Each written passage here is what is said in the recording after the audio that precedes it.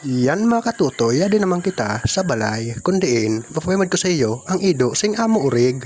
Ang ido sing amo urig, yadi ho. Ako nga, isa nagparabantay, nanhubago niya isa kamot ko, kaya naipit pa sa urig.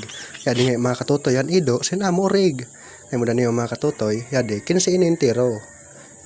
15, ang ido niya entero. Darag koon, pati ini mga katutoy, kaya wala ka problema kung ano, kay bahalon ang lechon niyan.